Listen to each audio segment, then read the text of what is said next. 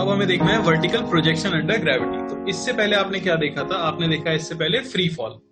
तो free fall में हमने देख लिया था कि अगर हम अर्थ की सरफेस के ऊपर किसी हाइट पे जाके अगर किसी ऑब्जेक्ट को ड्रॉप कर देते हैं और उसके ऊपर एकमात्र जो फोर्स लग रहा होता है वो ग्रेविटी का फोर्स लग रहा होता है। खैर फोर्स की मैं यहाँ बात नहीं करूंगा क्योंकि हम काइनेमेटिक्स पढ़ रहे हैं, ये हमने स्टार्टिंग में बोला था, फोर्स टर्म हम यूज नहीं करेंगे। तो ये कह सकता हूं कि मैं अगर उसका एक्सेलरेशन g है, यानी एक्सेलरेशन ड्यू टू ग्रेविटी जिसकी वैल्यू कांस्टेंट लेते हैं हम लगभग 10 मीटर पर second square near the surface of earth, तो उसे आप बोल देते हो क्या? Free fall. लेकिन क्या हो कि अगर आप ऑब्जेक्ट को प्रोजेक्ट करने लग जाओ वर्टिकल डायरेक्शन में, तो ठीक है। तो पहले हम देख लेते हैं वर्टिकली अप।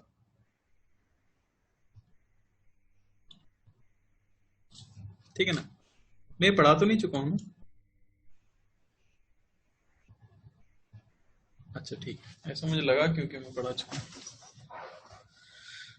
खैर अपने जीवन में कम से कम 100 बार पढ़ा चुका हूं इसलिए लग रहा होगा। ठीक है, तो वर्टिकली अप का मतलब ये हुआ कि मान लो ग्राउंड से आपने किसी ऑब्जेक्ट को ऊपर की तरफ कोई स्पीड दे दी है u।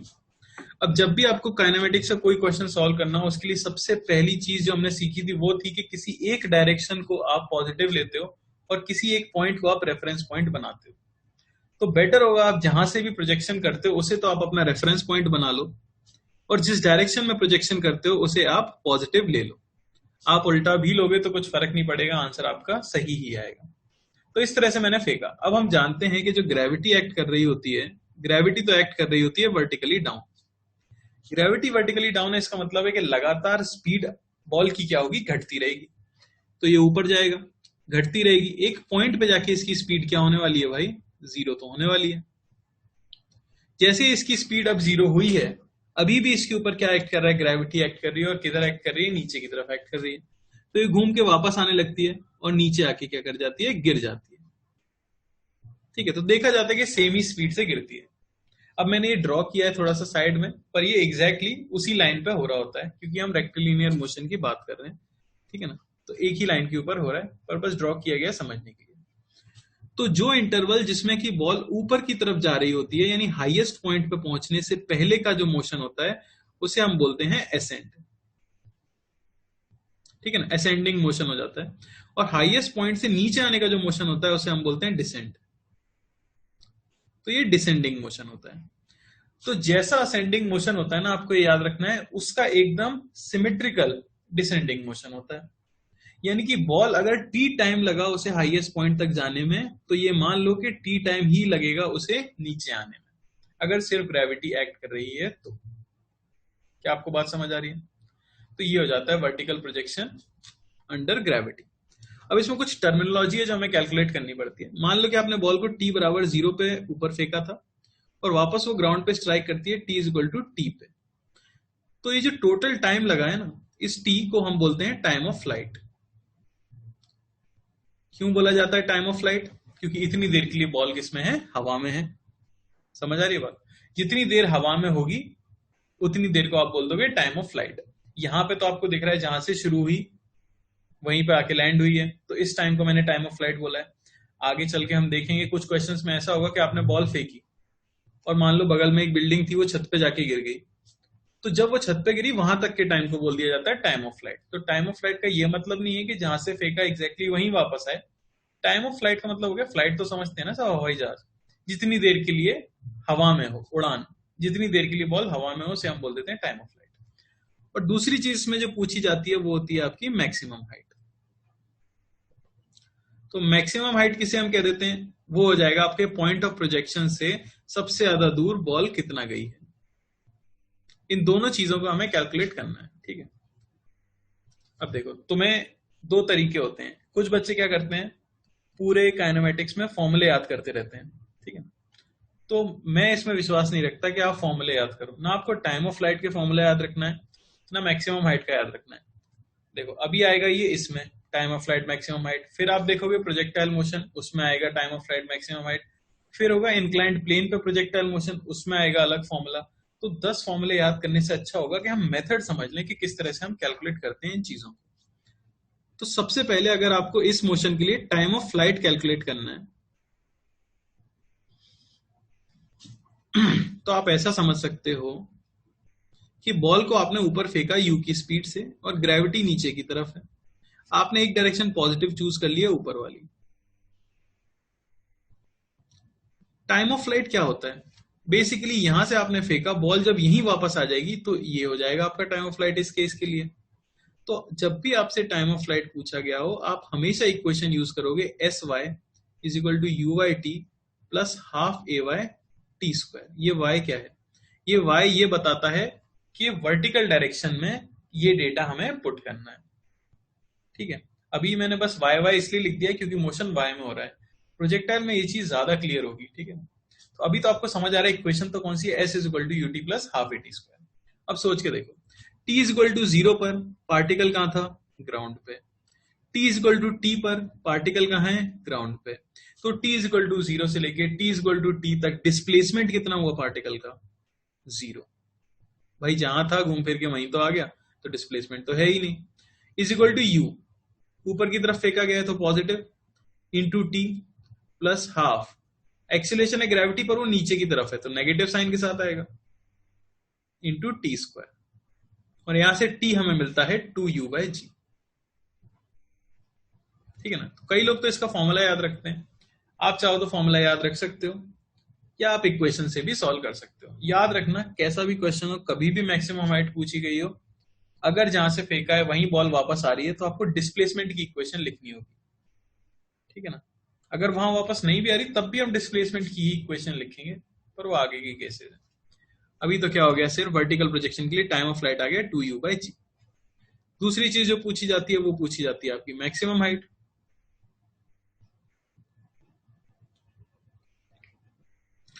Time of flight repeat करूं पूरा?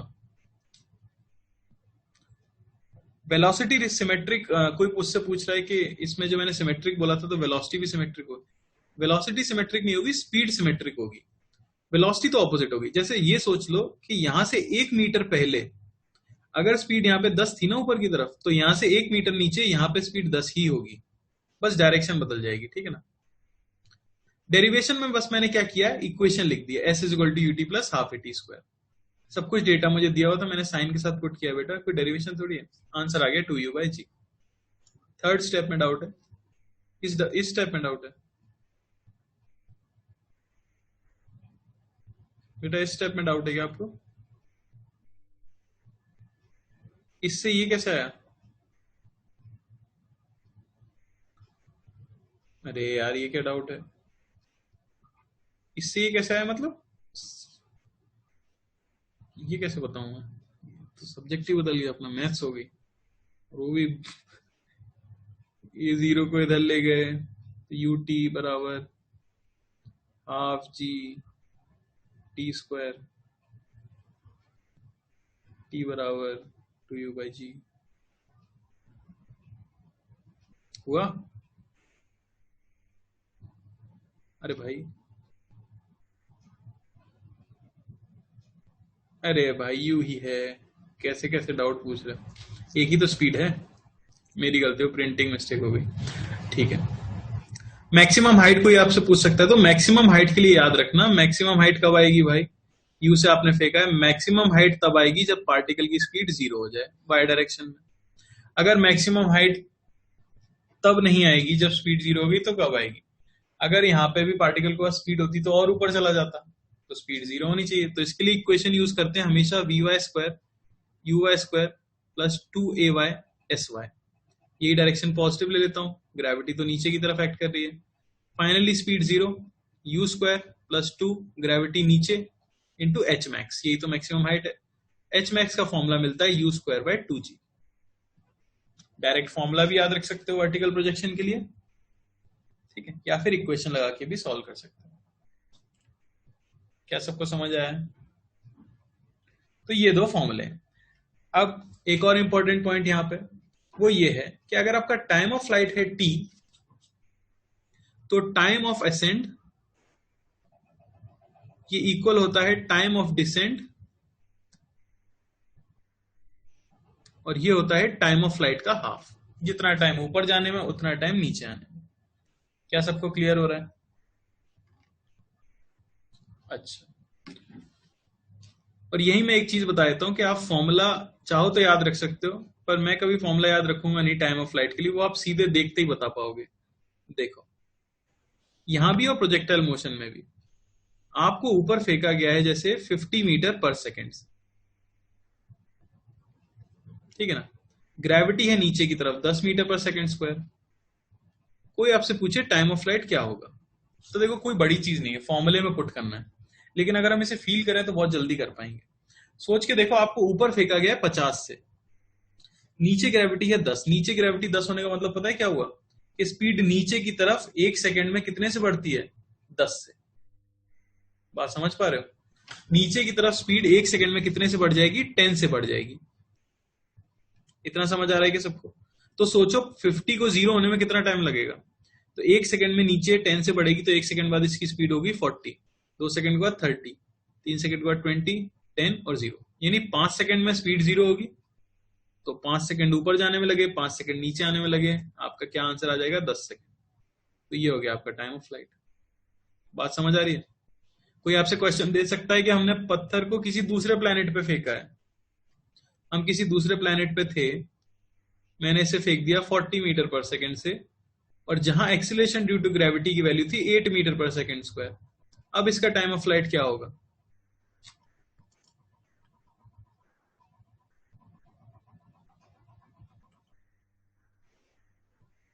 बताओ। समझ गए तुम।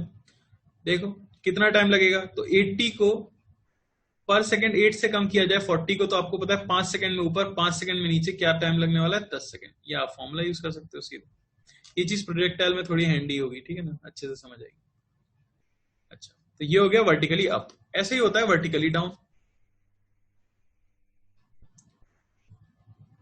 तो वर्टिकली डाउन के लिए कोई फॉर्मूला याद रखता नहीं है, इसके लिए सिर्फ इक्वेशन होती है। वर्टिकली आपका सुंदर सा रिजल्ट आया इसलिए लोग याद रख लेते हैं, ठीक है। मान लो h हाइट की आपकी बिल्डिंग है और यहां से मैंने बॉल को नीचे फेंक दिया v स्पीड से। कोई आपसे पूछ ले टाइम ऑफ फ्लाइट क्या होगा, तो मैंने आपको सबसे पहले ही बताया, टाइम ऑफ फ्लाइट के लिए आप हमेशा कौन सी इक्वेशन लिखोगे, आप लिखोगे sy is equal to U Y T plus half A Y T square. ये चीज रट लेनी है बस आपको। टाइम ऑफ फ्लाइट पूछा गया है, एस वाई की इक्वेशन लिखनी है। अच्छा, टाइम ऑफ फ्लाइट क्या होगा, यहां से चलिए बॉल यहां जाके टकरा जाएगी, टाइम खत्म हो जाएगा। ये टाइम कितना है यही तो हमें फाइंड करना है। मैंने क्या किया, इस बार नीचे की डायरेक्शन पॉजिटिव ले लिया, क्योंकि सब कुछ नीचे ही है, ग्रेविटी भी नीचे लग रही है, यू भी नीचे ही है, तो बेटर होगा नीचे की ले लें। आप ऊपर की भी ले सकते हो। तो देखो एच कैसा आया, पॉजिटिव, तो डिस्प्लेसमेंट पॉजिटिव है, यू पॉजिटिव है, ग्रेविटी पॉजिटिव है, क्वाड्रेटिक इक्वेशन आपको मिली है। इनमें से एक टाइम जो होगा वही आपका आंसर आ जाएगा। समझ आई बात। एक टाइम नेगेटिव आ रहा होगा, उसे हम चूज नहीं करेंगे। तो इसके लिए कोई फॉर्मूला नहीं है टाइम ऑफ फ्लाइट का, आपको क्या करना पड़ेगा, इक्वेशन लिखनी पड़ेगी। इसमें कोई मैक्सिमम हाइट पूछेगा नहीं, क्योंकि बॉल तो नीचे जा रही है, तो यही मैक्सिमम हाइट भी थी। क्या सभी को क्लियर है,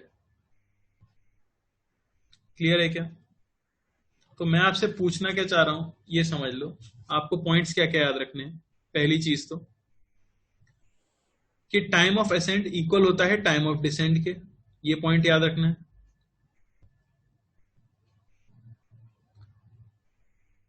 ठीक है ना। दूसरी चीज, टाइम ऑफ फ्लाइट निकालने के लिए आप हमेशा यूज करोगे S Y is equal to U Y T plus half A Y T square, और मैक्सिमम हाइट निकालने के लिए आप हमेशा यूज करोगे V Y square is equal to U Y square plus 2 ay S Y. अगर आप इतना पॉइंट्स याद रखते हो तो फिर आप कैलकुलेट कर सकते हो हर चीज। ठीक है, तो सवालों पे आ जाते हैं। शुरुआत होगी साधारण सवालों से। ट्राई करो सभी लोग। First question, a particle is drop from the top of 125 metre high tower, find. ये चार चीजें आपको बतानी है, चारों एक साथ लिखना प्लीज आंसर में। समझ आई बात। तो फ्री फॉल के तो हम रिजल्ट यूज कर सकते हैं। सबसे पहले टाइम ऑफ फ्लाइट क्या होता है, तो वो हो जाएगा √2h/g। आप एस वाई की इक्वेशन भी लिख सकते हो, ठीक है ना, उससे भी यही आंसर आएगा। तो ये हो जाएगा √2 इंटू 125/10, ठीक है ना, यानी कि आपको मिल गया 5 सेकेंड। तो 5 सेकेंड में बॉल नीचे गिरने वाली है। दूसरा, speed at which it strikes ground, देखो इसके लिए पेन चलाने की भी जरूरत नहीं है, किस स्पीड से बॉल टकराएगी, तो ग्रेविटी भाई नीचे कितनी है 10, इसका मतलब नीचे की तरफ स्पीड 1 सेकंड में कितने से बढ़ती है 10 से, तो 5 सेकंड में कितने से बढ़ जाएगी 50 से, और थी कितनी 0, तो 0 में 50 जोड़ोगे तो क्या आंसर आ जाएगा 50। क्या ओरली समझ आया सबको? हम टाइम ऑफ फ्लाइट निकाल चुके हैं, 1 सेकंड में नीचे 10 से बढ़ने वाली है, तो 5 सेकंड में कितने से बढ़ जाएगी 50 से बढ़ जाएगी। या फिर आपको लगाना चाहिए था V Y is equal to U Y plus A Y into T, तो वी वाई हो जाता है इनिशियली 0 है, एक्सीलरेशन वाई में 10 है और टाइम है 5 सेकंड, यानी 50 मीटर पर सेकंड। तीसरा सवाल सी पार्ट में बोला गया speed after 2 second the ball is released, देखो ओरली हो सकता है, 1 सेकंड में नीचे 10 से बढ़ती है, 2 सेकंड में 20 से बढ़ जाएगी, स्पीड क्या होनी चाहिए 20 मीटर पर सेकंड, या इक्वेशन लगा दूंगा 0 प्लस 10 इंटू 2 20 मीटर पर second. D displacement in the last second of journey, किस सेकंड में चाहिए भाई 5th सेकंड में आपको डिस्प्लेसमेंट चाहिए, ठीक है ना, तो या तो आप वो रेशियो याद रखो, पर आपको अगर मेरी तरह रेशियो याद नहीं है तो आप फॉर्मूला लगा सकते हो, 5वां सेकंड तो है, तो वो हो जाता है u plus a by 2 2n minus 1, समझ आया कितना हो गया भाई 45 मीटर। किसी को कोई डाउट इस क्वेश्चन में?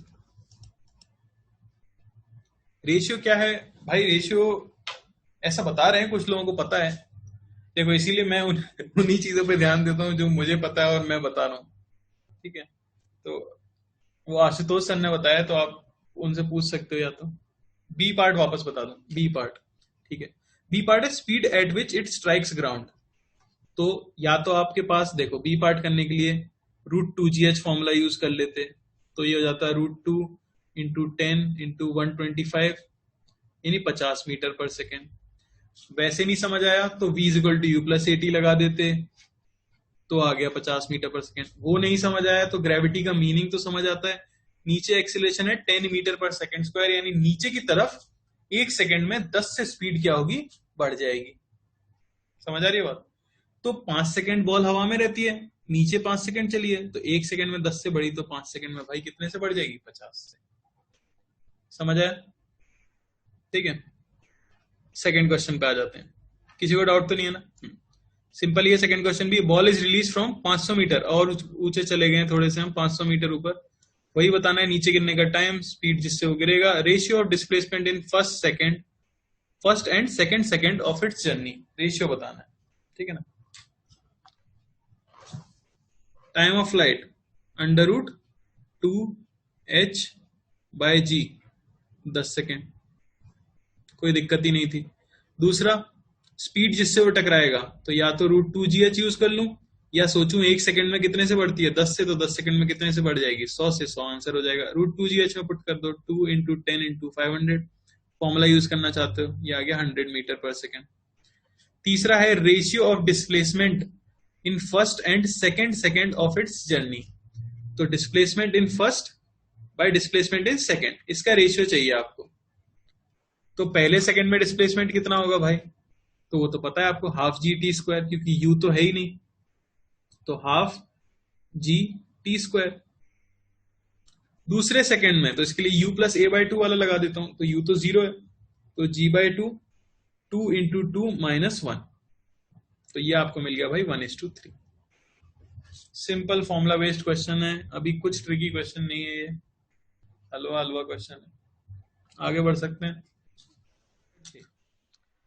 या तो आप s equal to UT plus half AT² निकालते, इसका टाइम आता है t1, फिर आप क्या करते, फिर आप यहाँ पे स्पीड निकाल लेते b पे, और फिर यहाँ से UT प्लस हाफ AT² करते और c तक का टाइम निकालते, फिर c पे स्पीड निकाल के और c से d तक का टाइम निकालते।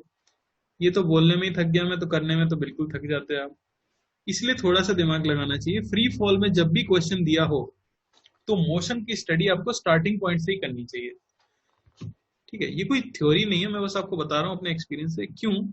क्योंकि U 0 रहता है, तो जो इक्वेशन होंगी ना उनमें U नहीं रहेगा हमारे पास, तो हमेशा बिगिनिंग ऑफ मोशन में यहीं से स्टडी करो। तो मैं बोल देता हूँ कि A से B जाने का टाइम t1 है, ए से सी जाने का टाइम t2 है और ए से डी जाने का टाइम t3 है। तो अगर ए से बी के लिए मैं लिखूं तो क्या मैं लिख सकता हूं कि एस ये होना चाहिए हाफ जी t1 स्क्वायर होना चाहिए कि नहीं? और क्यों होना चाहिए? क्योंकि भाई यू तो है ही नहीं। अच्छा, बी ए से सी के लिए अगर मैं लिखूं तो ए से सी में डिस्प्लेसमेंट कितना हो गया भाई? 2s। तो उसे मैं लिख सकता हूं हाफ जी t2 स्क्वायर। और ए से डी के लिए अगर मैं लिखूं तो मैं लिख दूंगा 3s, ये हो जाना चाहिए हाफ जी t3 स्क्वायर। तो यहां से आपको t1 की वैल्यू मिल गई √2s/g, आपको t2 की वैल्यू मिल गई √4s/g और आपको t3 की वैल्यू मिल गई √6s/g। पर इनका रेशियो हमसे नहीं पूछा गया है, हमसे पूछा गया है इस टाइम का रेशियो, इस टाइम का रेशियो, इस टाइम का रेशियो। तो देखो जरा, वो बेसिकली है t1:, ये टाइम क्या होगा? ये होगा t2 - t1। तो t1:t2 - t1 ये पूरा टाइम t3 है और c तक आने का टाइम t2 है, तो t3 - t2। तो क्या हो गया भाई? ये हो गया आपके पास √2s/g √4s/g minus √2s/g √6s/g minus √4s/g। समझ आया? तो ये आपको मिलेगा 1:√2 - 1:√3 - √2। समझ आया? ए पार्ट। तो ए पार्ट है टाइम ऑफ फ्लाइट, वो तो बहुत ही आसान। नीचे ग्रेविटी 10 है, 1 सेकंड में 10 से कम होगी, 5 सेकंड ऊपर जाने का, 5 सेकंड नीचे आने का, 10 सेकंड। नहीं समझ आया तो फॉर्मूला लगाओ 2uy/g यानी कि 10 सेकंड। ऊपर जाने का टाइम 5 सेकंड, नीचे आने का time 5 second. D maximum height uy²/2g 125 metre. C time of ascend and descend, time of flight का आधा।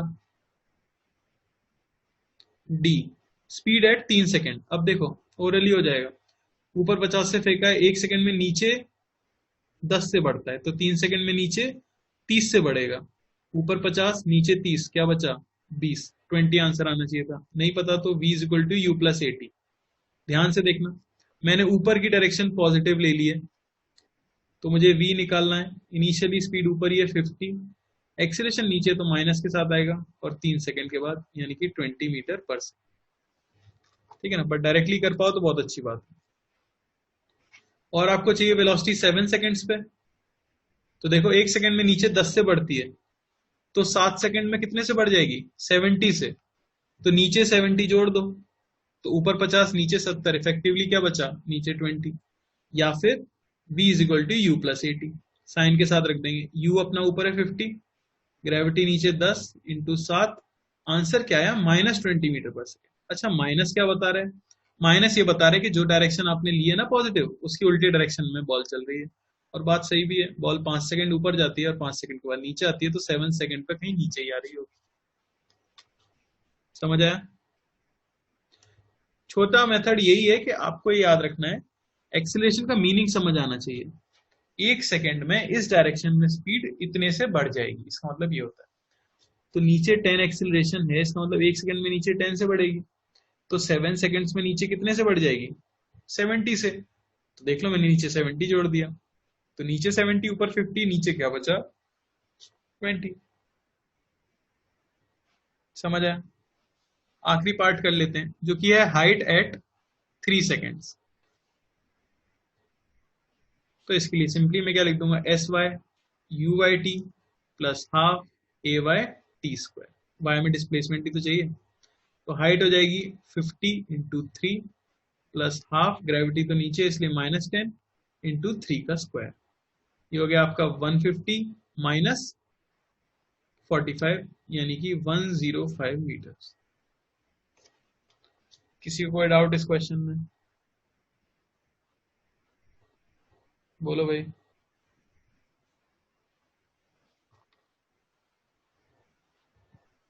चलो एक मैं बता ही देता हूँ, पहले आप देख लो एक क्वेश्चन ऐसे वालों को। तो देखो, इसके लिए कोई एक डायरेक्शन पहले तो मैं पॉजिटिव ले लेता हूँ, ठीक है ना? मान लो कि मैंने ऊपर वाली डायरेक्शन पॉजिटिव ले ली है, ठीक है। अच्छा, इसके लिए एक्सीलरेशन कहाँ होगा? तो एक्सीलरेशन तो दोनों के लिए जी नीचे है, ये हमें पता है। मान लो कि ये चलता है कुछ दूरी s1 और ये चलता है कोई दूरी s2 और यहां जाके ये दोनों टकरा जाते हैं। समझ आई बात? मैंने क्या बोला है? मैंने बोला है कि b ऊपर चला है कितना s1, सॉरी a नीचे चला है s1, b ऊपर चला है s2 और यही h हाइट पे जाके ये टकरा गए। क्या ये क्लियर हुआ सबको? तो सबसे पहली चीज तो आपको क्वेश्चन में दी गई है, अगर ये टकराने वाले हैं तो s1 प्लस s2 मिलके 100 होना चाहिए। होना चाहिए कि नहीं होना चाहिए भाई? तभी तो टकराएंगे, दोनों मिलेंगे, इसका मतलब इसकी चली हुई दूरी इसकी चली हुई दूरी दोनों मिलके 100 होनी चाहिए। ठीक है, दूसरी चीज ये आपको दिख रहा है, पहले मैं लिख देता हूँ डिस्प्लेसमेंट s1 की वैल्यू क्या होगी। तो s1 देखो, इसके लिए देखा जाए तो u तो 0 है, तो ut 0 हो गया, हाफ g t स्क्वायर, अगर ये t टाइम के बाद टकराए हैं तो। s2 की वैल्यू क्या होगी? तो उसकी स्पीड ऊपर है, पॉजिटिव दे रखी है हमने, तो 50 इंटू टी, ग्रेविटी नीचे है तो minus half G T square. समझ आई क्या बात? समझ आई क्या बात? तो बस अब मुझे क्या करना है, इन दोनों को ऐड कर देना है। तो आपको दिया हुआ है कि s1 प्लस s2 ये हो जाना चाहिए क्या 100। s1 को मैं क्या लिख सकता हूँ, half G T square, s2 को मैं लिख सकता हूँ plus 50t minus half G T square, ये होना चाहिए 100। देखो जरा 50t ये होना चाहिए 100 और t आपको मिल गया 2 सेकेंड। क्या सबको बात समझ आ रही है? यानी कि 2 सेकेंड के बाद ये क्या करने वाले हैं, कोलाइड करने वाले। क्या किया मैंने, अगर दो बॉल्स कोलाइड करने वाली हैं, ऐसा सोच के देखो, ए है ये है बी, अगर दो बॉल्स कोलाइड करने वाली हैं तो ये अगर यहां तक पहुंची है तो इसे चल के यहां तक आना पड़ेगा, तो दोनों के डिस्प्लेसमेंट का सम उनके बीच की दूरी के इक्वल होना चाहिए। बस वही किया, उसमें इक्वेशन में रख दिया, टी हमारे पास आ गया 2 सेकेंड। अब टी आपके पास आ गया 2 सेकेंड, पूछा है कि हाइट क्या होगी जहां वो टकराएंगे, तो हाइट होगी बेसिकली s2, है कि नहीं, ग्राउंड से ही देखी जाती है हाइट, तो s2 में निकाल देता हूँ, तो वो है 50 इंटू टी यानी 2 माइनस हाफ 10 2 का स्क्वायर, ये हो गया आपका 100 माइनस 20 यानी कि 80 मीटर। तो 80 मीटर की हाइट पे वो दोनों टकराने। समझ आ रहा है? ठीक है, तो मान लो कि कुछ यहां टकराए होंगे, तो भाई ये चला है आपका s1 और ये चला है आपका s2, इसको मैं मान लेता हूं रेफरेंस पॉइंट और इस डायरेक्शन को मान लेता हूं मैं पॉजिटिव। ये बहुत जरूरी है जो स्टेप मैं करता हूं, तुम्हें टाइम पास लगता होगा, पर अगर आप डायरेक्शन असाइन नहीं करोगे तो गड़बड़ हो जाएगी। समझ आई क्या बात? ठीक है, अब देखो आपको क्या करना होगा, इसकी चली हुई दूरी मैग्नीट्यूड में s1 प्लस इसकी चली हुई दूरी मैग्नीट्यूड में s2, ये मिलके हो जानी चाहिए 50 मीटर अगर इन्हें कोलाइड करना है तो। अब मुझे s1 का मैग्नीट्यूड चाहिए सिर्फ। समझ आ रही है बात? तो ऑल्दो देखो डिस्प्लेसमेंट नीचे की तरफ हुआ है तो डिस्प्लेसमेंट नेगेटिव है। समझ आ रही है ना बात? कैसे लिख दूंगा मैं, s1 की वैल्यू क्या हो जाएगी, s1 ये हो जाएगा हाफ जी टी स्क्वायर, तो ये नेगेटिव आएगा, लेकिन यहां आपको क्या पुट करना है भाई, मैग्नीट्यूड ही तो पुट करना है, दोनों की वैल्यू जुड़ के 50 होनी चाहिए ना। ये हो गया s1, ठीक है ना। तो ये बेसिकली माइनस s1 है क्योंकि डिस्प्लेसमेंट कहां है आपका, नीचे की तरफ है। समझ आ रहा है? s1 हमें क्या मिल गया, half G T square. s2 देख लेता हूं मैं, s2 क्या हो जाएगा, तो s2 हो जाएगा u, ऊपर की तरफ है पॉजिटिव, दोनों एक ही टाइम पे टकराएंगे, t ग्रेविटी नीचे, तो minus half G T square. अब इसे इसमें पुट कर दो, तो ये मिलेगा आपको half G T square plus 30t minus half G T square, ये होना चाहिए 50, और यहां से हमें मिला 30t, ठीक है ना, सॉरी उसका मैं लिखना भूल गया, s1 गलत लिख दिया, स्पीड लेना भूल गया, उसकी स्पीड भी दी हुई है मैं s1 की। तो देखो s1 को क्या लिख देंगे, नीचे की डायरेक्शन मैंने क्या ले ली है, नेगेटिव, क्योंकि ऊपर की पॉजिटिव है, तो s1 को आप लिख सकते हो u नीचे की तरफ है तो माइनस 20t, ठीक है ना, नीचे ही एक्सेलरेशन है minus half G T square. तो S1 आपको मिला है basically 20t plus half G T square. S2 देखो क्या आ जाएगा, ऊपर की तरफ है पॉजिटिव स्पीड है तो 30t, ग्रेविटी नीचे है, minus half G T square, ये है S2। पुट कर दो यहाँ पे, पुट करोगे आपको क्या मिलेगा, देखो 20t plus half G T square plus 30t minus half G T square, ये क्या हो जाना चाहिए, 50 हो जाना चाहिए। हाँ, तो यहां से हमें मिला है 50t, ये इक्वल होना चाहिए क्या, 50। ये आपको टाइम मिल जाएगा कितना, 1 सेकेंड। किसी को कोई डाउट? टाइम 1 सेकेंड आ गया तो बस हाइट क्या होगी, S2। S2 जो है वही आपकी हाइट है, तो S2 लिख देते हैं। तो 30 into 1 minus half into 10 into 1 का स्क्वायर, यानी कि 25 मीटर की हाइट पे वो टकराएंगे। 7th क्वेश्चन, ट्राई करो सभी लोग। A ball is projected from the top of a tower as shown. अब ये थोड़ा सा ध्यान से करना, बॉल को इस तरह से फेंका गया है ऊपर, आपको टाइम ऑफ फ्लाइट बताना है, जितनी स्पीड से टकराएगी जमीन से वो बताना है, मैक्सिमम हाइट ग्राउंड से बतानी है, speed at 3 second and 8 second बतानी है, height above ground eight 8 second बताना है। आराम से टाइम लो, देखते हैं किसका आता है। सबका आना चाहिए आंसर।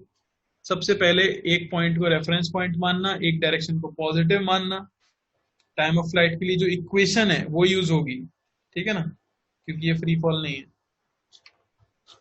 बताओ, सबसे पहला काम ये हो गया मेरा रेफरेंस पॉइंट। कौन सी डायरेक्शन पॉजिटिव ले लूं, इस बार उल्टा ले लेते हैं, चलो मैं नीचे की डायरेक्शन पॉजिटिव ले रहा हूं। ध्यान देना सभी लोग, मेरा आंसर तब भी आएगा, ग्रेविटी कहां है, नीचे है। अच्छा, सबसे पहले टाइम ऑफ फ्लाइट,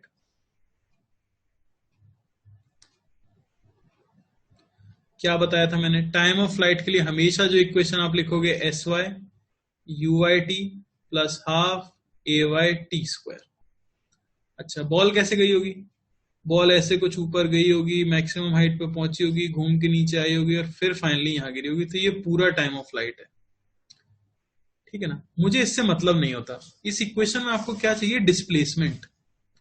भाई ये है आपकी इनिशियल पोजीशन, ये है आपकी फाइनल पोजीशन, तो आप डिस्प्लेस कैसे हुए हो, तो आप डिस्प्लेस इतना ही तो हुए हो।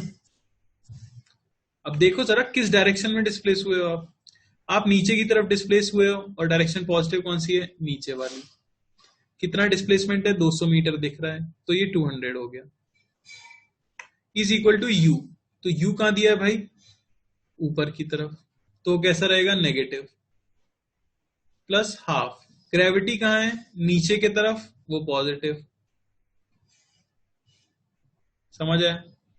इक्वेशन क्या हो गई हमारे पास, इक्वेशन आपके पास हो गई T square minus 6t minus 40 is equal to 0। क्या सबको समझ आ रहा है, क्लियर है?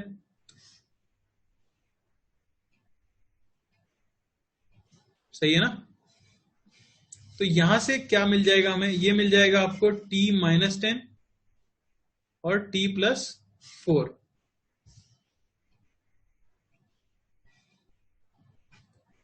ये हो जाना चाहिए 0।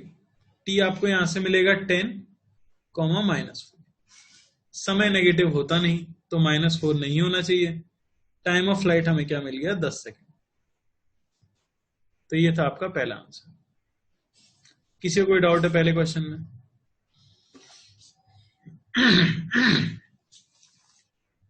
कोई डाउट नहीं। यू नेगेटिव क्यों हुआ बेटा, देखो पॉजिटिव डायरेक्शन मैंने कौन सी ली है, नीचे। बॉल कहां फेंकी आपने, ऊपर, नेगेटिव। बॉल का डिस्प्लेसमेंट कहां हुआ, नीचे। पॉजिटिव डायरेक्शन कौन सी है, नीचे, इसलिए वो पॉजिटिव रहा। ग्रेविटी कहां है, नीचे। पॉजिटिव डायरेक्शन कौन सी है, नीचे, इसलिए ग्रेविटी पॉजिटिव रही। ठीक है ना, तो हमारे ऊपर है, अपने ऊपर है, कोई सी भी ले सकते हो आप। सेकेंड पार्ट देखते हैं। सेकेंड पार्ट में बोला है स्पीड जिससे कि वो टकराएगा, तो वो तो आप ओरली कर सकते हो। देखो जरा, ऊपर फेंका है आपने 30 से, नीचे की स्पीड बढ़ती है 1 सेकेंड में 10 से, तो 10 सेकेंड में नीचे कितने से बढ़ जाएगी, ओरली करना बता रहा हूं मैं। ऊपर फेंका आपने 30 से, 10 सेकेंड बॉल हवा में, 1 सेकंड में नीचे 10 से बढ़ती है, 10 सेकंड में नीचे कितने से बढ़ेगी? 100। इफेक्टिवली क्या बचा आपके पास? 70 मीटर पर सेकेंड डाउनवर्ड्स। ये आंसर आ गया। अगर ये नहीं पता तो आपको लगाना पड़ेगा v is equal to U plus A T. v हमें निकालना है। इनिशियल स्पीड u, नीचे की डायरेक्शन पॉजिटिव ली थी मैंने, तो ये तो नेगेटिव है, तो -30। ग्रेविटी नीचे ही है 10, टाइम है आपका 10 सेकेंड, 70 मीटर पर सेकेंड। क्या आपको बात समझ आ रही है? ओरल मेथड समझ आया? ये भी समझ आया होगा, ठीक है ना? अच्छा, अब आपको क्या चाहिए? आपको चाहिए एच मैक्स, मैक्सिमम हाइट। तो सोच के देखो, ये बॉल इस तरह से ऊपर जाती है, यहां कहीं रुकती है और फिर नीचे आ जाती है। तो जब भी मैक्सिमम हाइट आएगी यहां तो स्पीड 0 होगी ना। और मैंने बताया भी था कि जब भी आपको मैक्सिमम हाइट निकालनी हो तो v square is equal to U square plus 2as use करना है। Finally speed 0, initially 30 plus 2। Acceleration देखो पॉजिटिव डायरेक्शन में ही है तो 10 ही रहेगा। एस आपको फाइंड करना है। समझ आ गई बात? क्लियर है ना? तो देखो एस हमें यहां से कितना मिल जाएगा? एस यहां से आपको मिल जाएगा -45 मीटर। अच्छा, माइनस साइन क्या बता रहा है? माइनस साइन ये बता रहा है कि जब आपने यहां से नीचे वाली चीजों को पॉजिटिव लिया है ना, तो बॉल तो यहां से ऊपर गई है कितना? 45 मीटर। क्लियर हुआ क्या आपको? मैंने सिर्फ सॉल्व किया इसे अपने अजम्पशन के हिसाब से। अगर आपने ऊपर की डायरेक्शन पॉजिटिव ली होती तो आपका एस पॉजिटिव आया होता। करना वही था, इक्वेशन यूज करनी थी। तो अब देखो टोटल हाइट क्या हो जाएगी? ये था 200 और उससे 45 और ऊपर, तो आपकी एच मैक्स कितनी हो जाएगी? 245 मीटर। ठीक है ना? डी पार्ट देख लेते हैं। Speed at T equal to 3 second. तो ये तो मैं ओरली ही करूंगा। ऊपर फेंका है 30 से, 3 सेकेंड में नीचे कितने से बढ़ जाएगी? 30 से, तो 3 सेकेंड पे तो क्या है स्पीड? 0। 8 सेकेंड पे चाहिए, ऊपर फेंका है 30 से, नीचे 8 सेकेंड में कितने से बढ़ जाएगी? 80 से। इफेक्टिवली क्या बची? 50 मीटर पर सेकेंड नीचे की तरफ। क्या डी पार्ट में किसी को कोई डाउट है? सबको क्लियर हुआ है मैं कैसे ओरली कर दे रहा हूं इसे? नहीं तो आपको v equal to U plus A T लगाना है। समझ आ रहा होगा, मैं उम्मीद कर रहा हूँ। मैं काफी बोल रहा हूँ यार, काफी मेहनत कर रहा हूँ। थोड़ा रिस्पॉन्स दो तो मुझे समझ आए कि क्लिक भी हो रहा है या मैं ऐसे ही बोले जा रहा हूँ। हो रहा है ना? ठीक है। तो अब आपको चाहिए height above ground at T equal to 8 second. तो हाइट के लिए S U Y T plus half A Y T square. S हमें निकालना है। इनिशियली स्पीड, तो देखो ऐसा डायग्राम है, ऊपर फेंका है 30 से और नीचे की डायरेक्शन पॉजिटिवली है, तो ये तो हो गया -30 into T plus half, gravity नीचे ही है तो पॉजिटिव है, टी स्क्वायर। ये हो गया -240 प्लस 320।